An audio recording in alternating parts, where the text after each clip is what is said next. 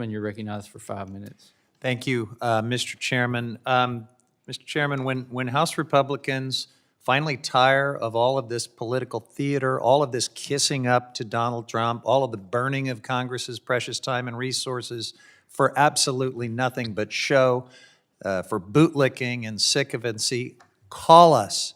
We have a lot of serious work we would like to do with you. We have a lot of governing that we would like to do. But right now, our country is careening towards disaster under the Trump administration. His trade war is wreaking havoc on the economy.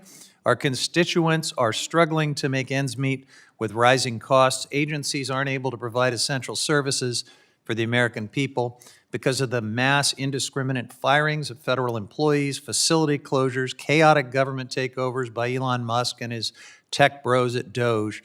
Agencies under this committee's jurisdiction have been gutted, kneecapped from doing their work to ensure public safety, mitigate wildfire risks, or protect our irreplaceable natural resources.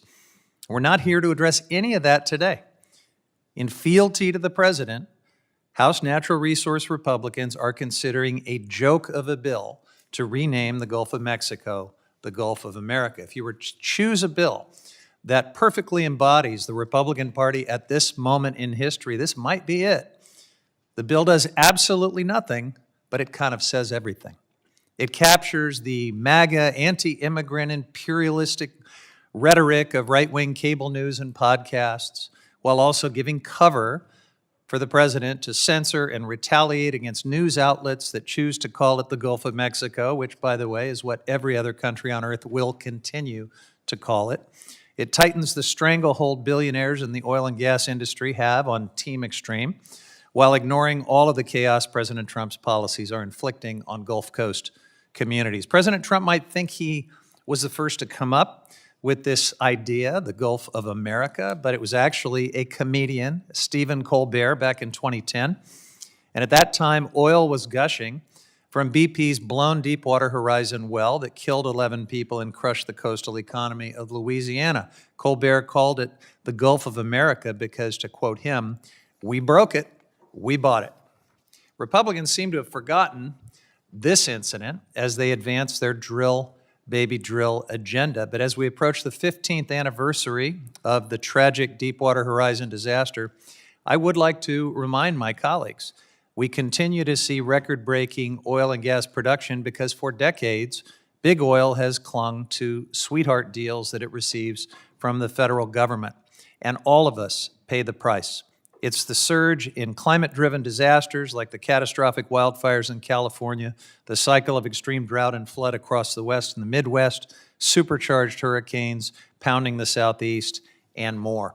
It's the unmatched levels of pollution in communities in the Gulf, primarily black, brown, and low income, which have become a sacrificial altar for the fossil fuel and petrochemical industries. And while Trump and Musk destroy our economy, our communities, and our planet, congressional Republicans can't even be bothered to face their own constituents at town hall meetings. But now, after weeks of silence, Republicans finally have a plan to address this compounding crisis. They're going to rename the Gulf of Mexico. This is what they think the American people want. And talk about unpopular.